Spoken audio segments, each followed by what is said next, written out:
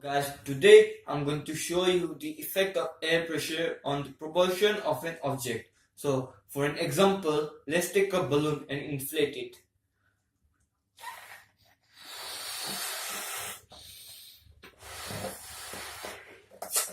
As you guys can see that when you inflate the balloon, the air pressure inside the balloon is much greater than the outside pressure. It is because inside the balloon, the gas molecules are closely packed to each other, which results in increase in pressure. And as you guys can see that when you blow out the balloon, the air pressure inside the balloon starts equalizing with the outside pressure. This results in generation of a force which sends or moves the balloon in the opposite direction. And this propulsion is due to Newton's third law of motion, which states that all the action has equal and opposite reaction. As more and more gas escapes, the reactant force or the resulting force starts accelerating and shoots out the balloon, and until the pressure inside the balloon is equal to the outside pressure. Firstly, Aicha will suck up water with the straw from a glass to her mouth.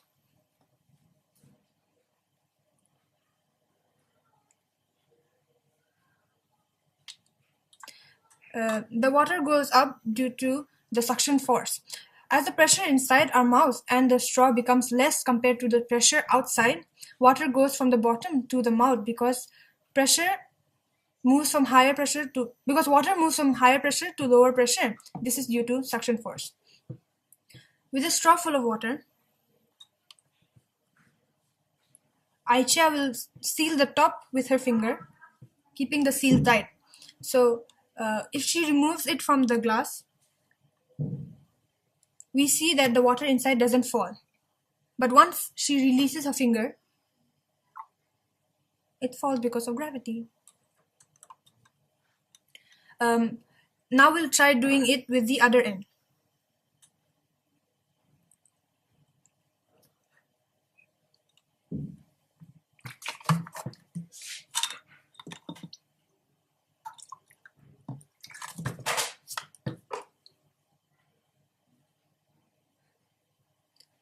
The same thing happens, it doesn't fall.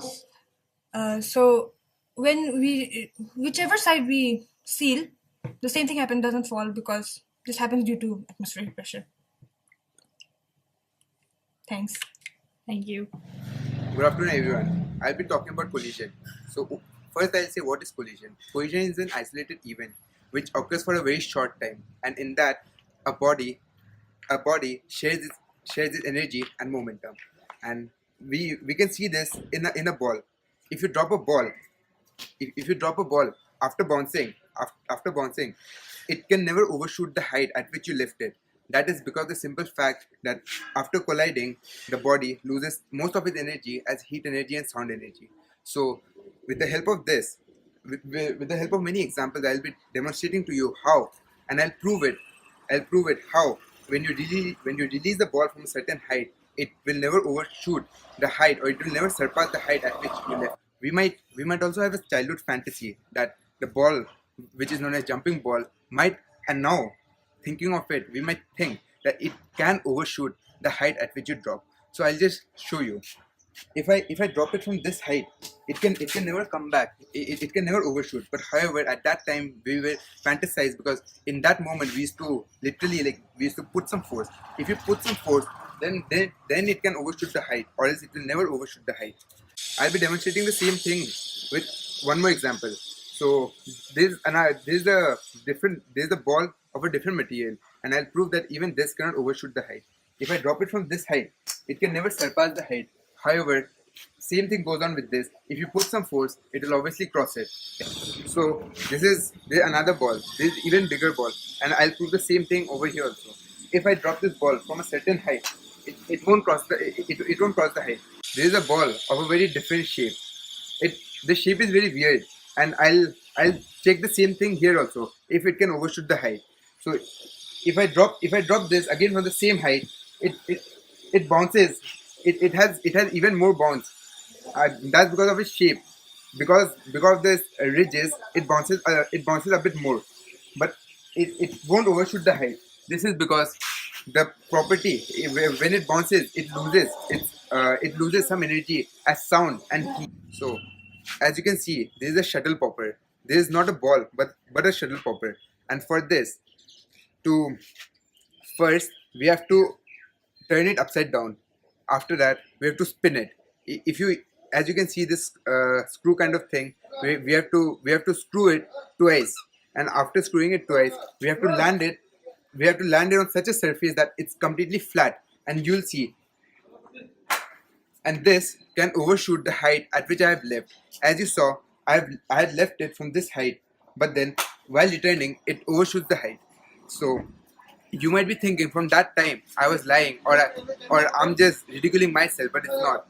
In this, when you turn it upside down, it stores some elastic potential energy, and this elastic potential energy, after dropping, when it strikes, this elastic potential energy gives it an extra strike to go even further. And this, you can see that this thing, it can surpass the height at which I left it. With all of these experiments, I conclude my point, which is an object after colliding loses its energy in various forms, like heat energy and sound energy.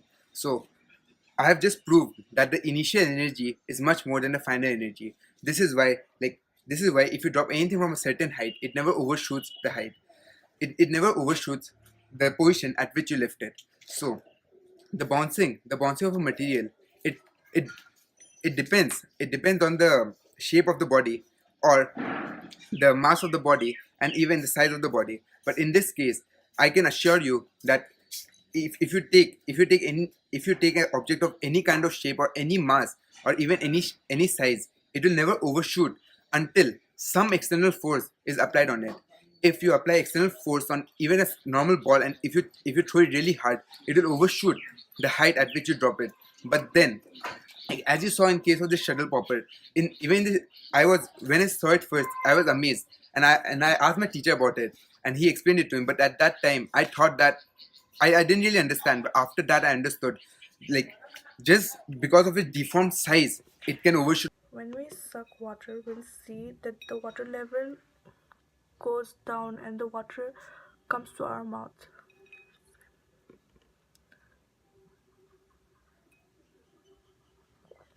As you can see, the water goes down and it moves to our mouth. This happens because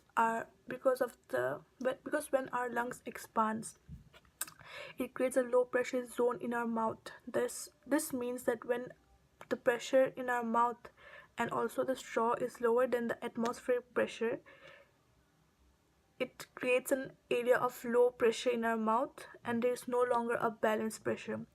The higher pressure outside, which is the water, forces the water up the straw and it reaches our mouth to restore equilibrium. So the weight of the atmosphere pushes liquid through the straw and into our mouth, and no sucking is involved. So due to this, water moves up. So if we try this experiment by blocking its end here and also the here, let's see what happens when we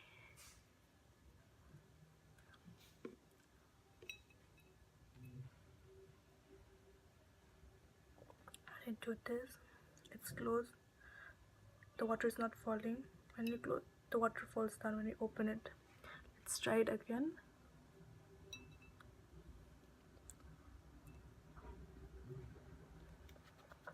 The water doesn't fall, but as soon as we open it, the water falls down.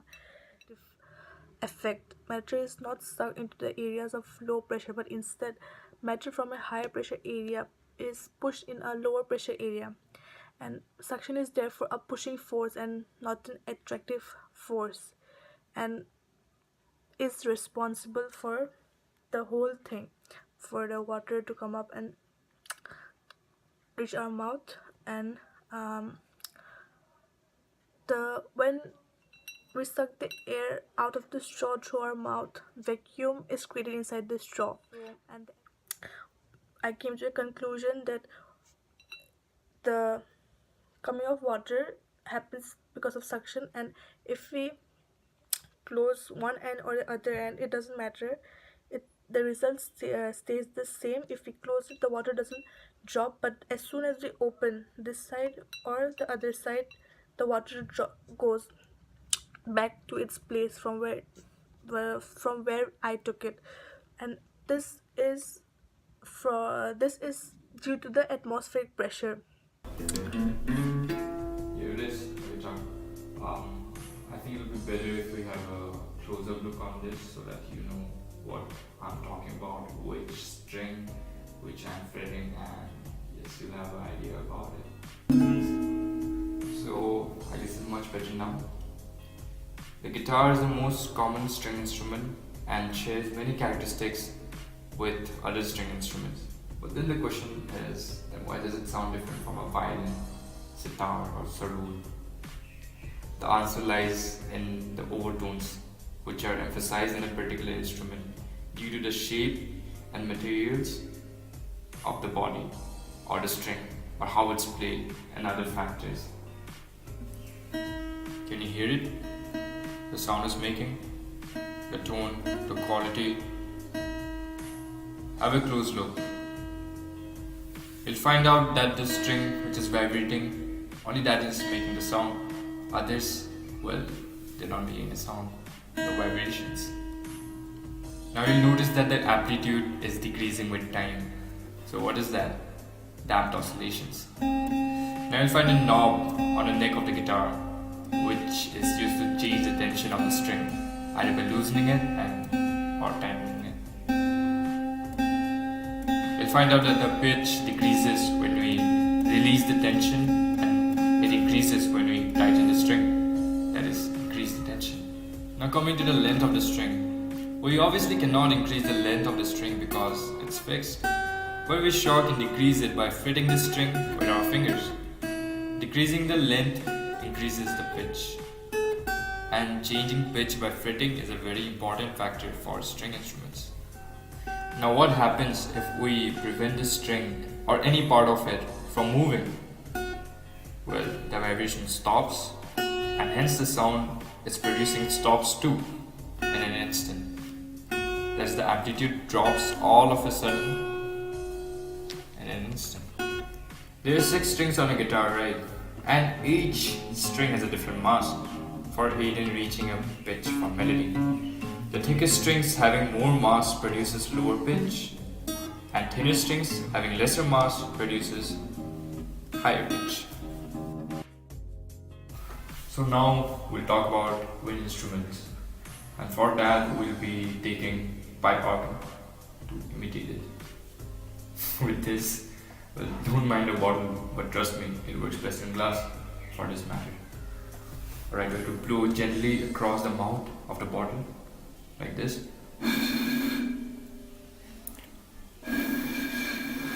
So you can hear something like some pitch, some quality. Alright, now let's add some water to it and let's see if it changes the pitch or any of it. So, water. Now let's do it again. The pitch increased.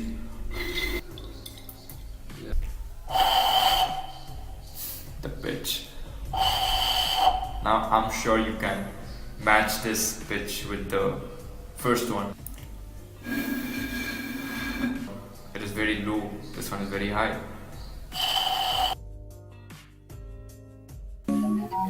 This is somehow the pipe organ, made from bottles with glass, as I mentioned. And we can hear our melody here. Also, the sound is different from the guitar, right? And why is that? It's because musical instruments, even if they're in the same pitch and loudness, do not vibrate at a single frequency. A given note involves vibrations at many different frequencies, often called harmonics, partials, or overtones.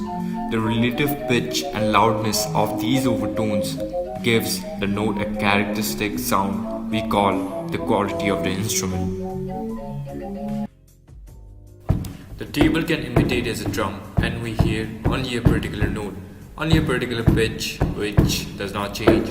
Unlike the previous instruments, the pitch cannot be changed. The pitch is constant and yes, it is that oscillations. When different tables are hit, the pitch changes. Well, the pitch depends upon the area. Larger the area, lower the pitch. Hence, larger tables will have lower pitch.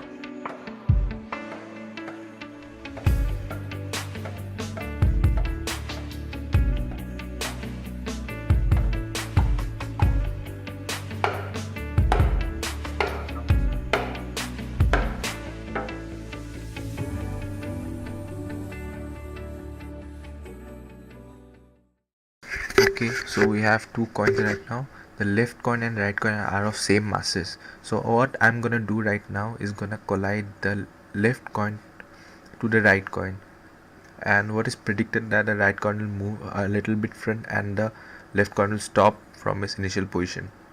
So we saw that the right coin has moved a little bit front and the left has stopped in its initial positions, because all the kinetic energy has been converted into potential, then again back to kinetic, and has been transferred to the right coin. So that's why it has made a move. So in experiment number 2, we have two coins, and it's almost the same experiment, but the left coin is slightly heavier than the right coin. So I'm gonna collide the left one to the right one and see what happens afterwards. It is predicted that the right one will go a lot farther than what we did in experiment number 1. Yeah, that happened, and the right one has moved a lot far away from its initial position, and the left one has stopped. Happens because the left has more kinetic energy, and it's gonna hit the right one with more velocity as compared to experiment number 1. So that's why the right coin moves a lot further than Hi, I'm Veeraditya, and this is Resonance for Living. So the big idea today is that friction is a force that happens anytime two objects rub against each other. So we're going to be understanding that with a series of leads that I've planned out. So the first one being this. I have a wooden block of a very standard size. I don't know how much. So I keep it here. It's an inclined plane. It has a slope. But how come this isn't falling? We see that this has greater energy here, right? Greater height, so greater potential energy, and lower potential energy here. There is no obstacle. So why isn't it coming down the slope? Okay. So I think now think about it. The only reason that this is not coming down the slope is because the force of gravitation is much strong enough to overcome the force of friction between the wooden block and hardware. So therefore, then the wooden block is not really stayed in whatever position that it was in. However, if I increase the slope of the plane, you might just see a little bit of movement as well. So yeah. It's still not moving. That's great. So we see at this height, at this slope, perhaps, the force of gravitation, or the force of gravity, finally overcame the force of friction between the surface of the wooden block and the cardboard. Therefore, the thing slipped and fell. Moving on, I have two other blocks. The rule of three, one being the older one, and all the wooden block that we have, doubled to nothing. The other, the one with the sandpaper is still there. It hasn't fallen yet. It's still there. Oh my god, this is an angle now. It's a slope now. Finally. So can you see the kind of slope that's made before it falls? So it eventually means that this, as it fell the last, needed the highest amount, the highest help of gravity for falling, as it had a great force of friction which it made with this surface, which was due to its rough surface, which is the sandpaper. However, in completely opposite side, we had the one covered in aluminium foil, due to which the surface was extremely smooth, and therefore it did not create such a large friction and hence fell first. The other one, it fell normally. It was the second fall, that means it fell in between both.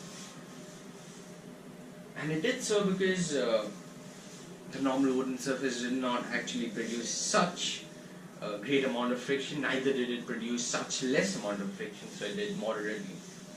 So we must remember the idea. I'm just going to do it for fun once more, by the way, just to see.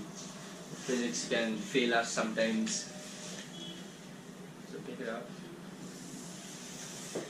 Not bad again. It's proven again. It's giving me a height now. The key to doing this successfully is try not to create any jerk. It's gone down, that's Toy balloon, and I'll let it go.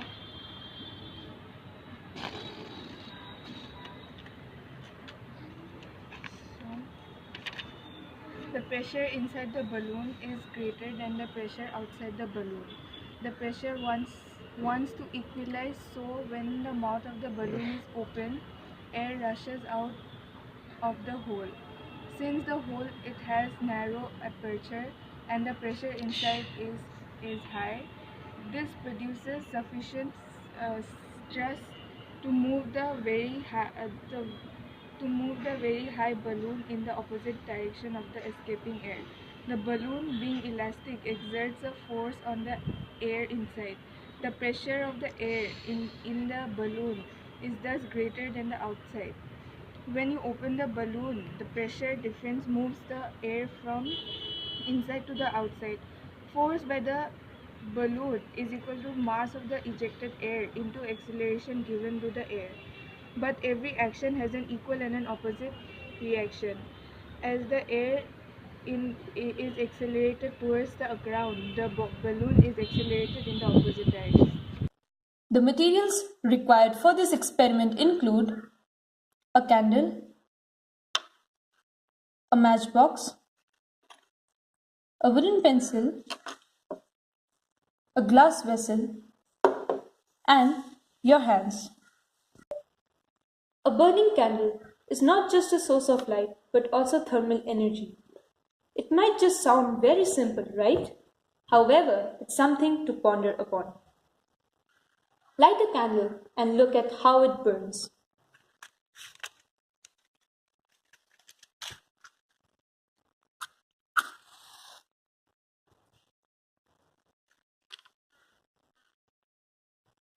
To ignite and form a constant flame. Hence, the candle becomes shorted. Now let's see what happens when the candle is covered with a glass vessel.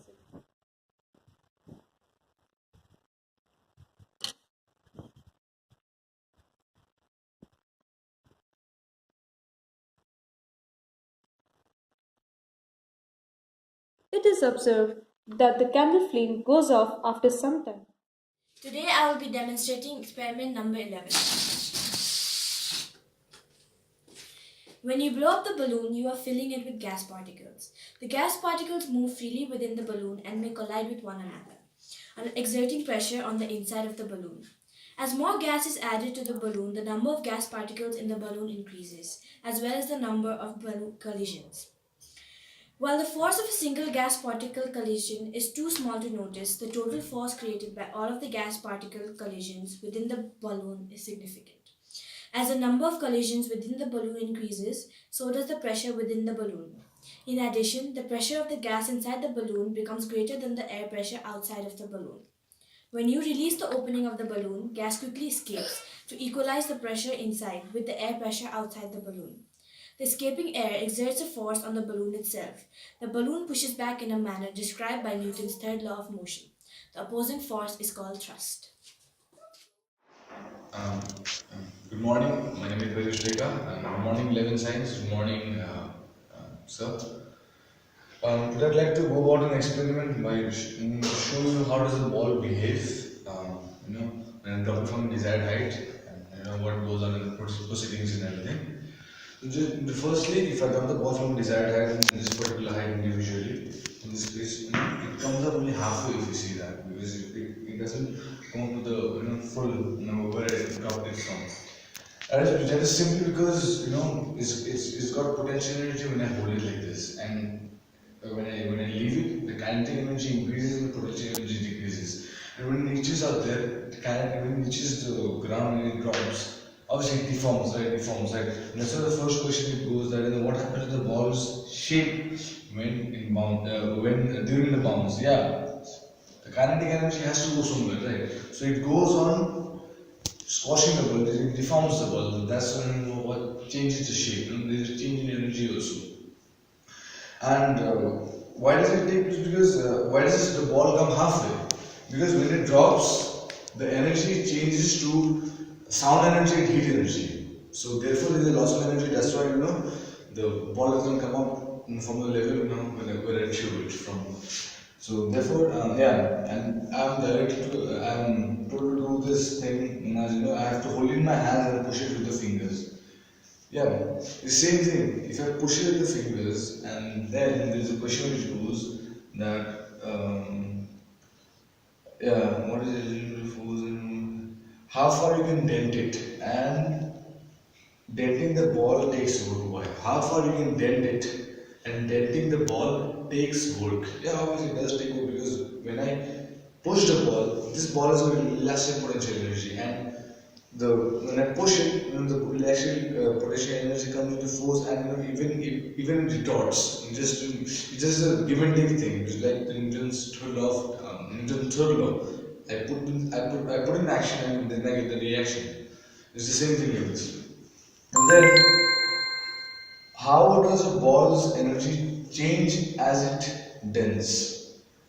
Yeah. Now see if you can see that it's got kinetic energy in it, but what happens is if I dent it, it stores in potential energy, and this potential energy, obviously, if I leave it, it will go bounce off somewhere else, and that's why that's how the energy energy change takes place when I press it with my fingers and then push it in like this.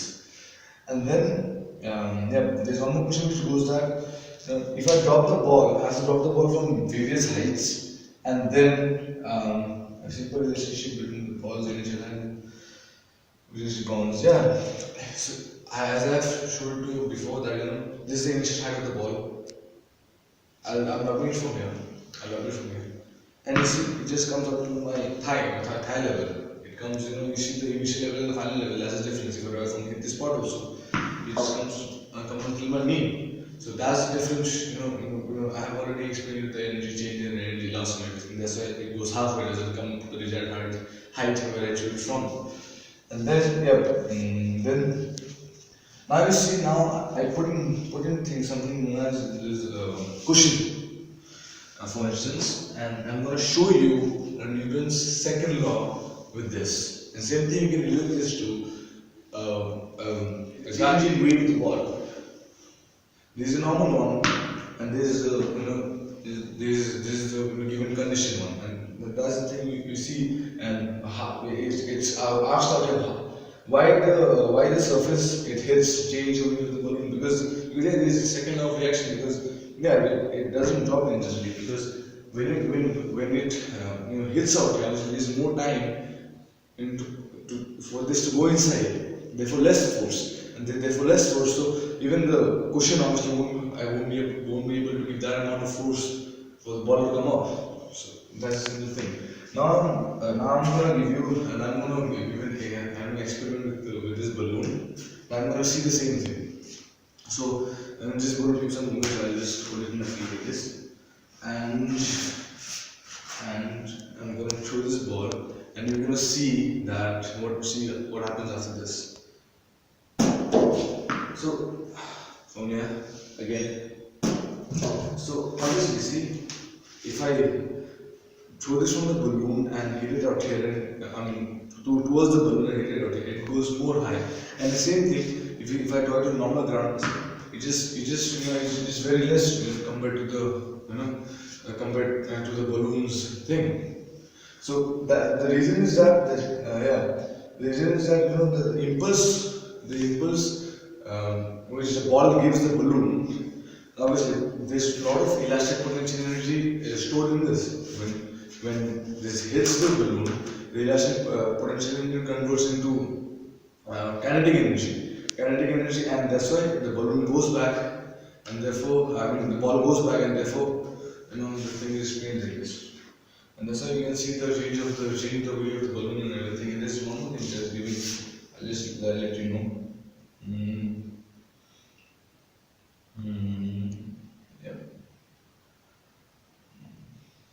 Yeah.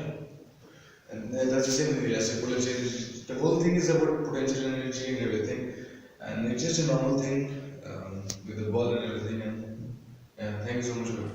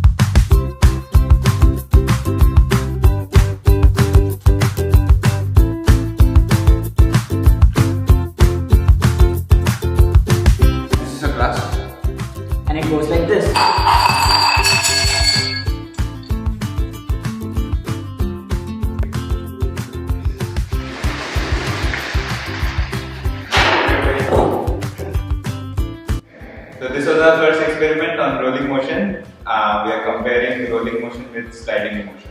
Rolling is a type of motion that combines translation and rotation together with respect to the surface. There is no sliding when the instantaneous velocity of the rolling object in all the points in which it contacts the surface is the same as that of the surface. In practice, due to small deformation near the contact area, some sliding and energy dissipation occurs. The resulting rolling resistance is much lower than sliding friction. These are coin. These are paper. Put the coin on paper. Now we'll remove the paper. Coin will go inside the glass.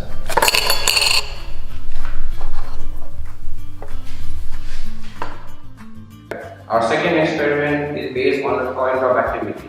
The penny will be at rest where it's on top of the card. When you flick the card out from under the penny, the gravity makes it fall. If you flick the card correctly, it slides between the glass and the penny. This happens because there is not enough friction from the card to take the penny with it, and because the coin obeys first law of motion, which states that an object at rest stays at rest until an external force is applied on it. This is our third experiment and how we use our straw. While drinking water, we use straw to ease our drinking efforts. Have you ever thought of how the straw works? Many will say, when I immerse the straw in the fluid and put my mouth on other side and suck it, the fluid enters my mouth. Yup, you're partially right. But it's more fun to know the physics play in it. These are initial conditions. You can see the level of water right now. When we immerse the straw inside the fluid, the pressure inside the straw and outside the straw are equal. While we suck the air inside the straw, a partial vacuum is created, which causes the low pressure that result in pressure difference. Hence, the outside pressure exerts pressure on the fluid to maintain equilibrium, which in turn enters the low pressure area, thus helping us to drink. Ball at a certain height is at rest. It has no kinetic energy and only potential energy. When the ball is dropped from the height, the kinetic energy keeps on increasing and the potential energy keeps on decreasing. As it bounces, the energy is converted into heat and sound, thereby there is loss of energy, and then it bounces back and comes back, in which kinetic energy keeps on decreasing and potential energy keeps on increasing, but it does not have the same amount of energy in the initial condition, as there was loss of energy in the transformation of heat and sound.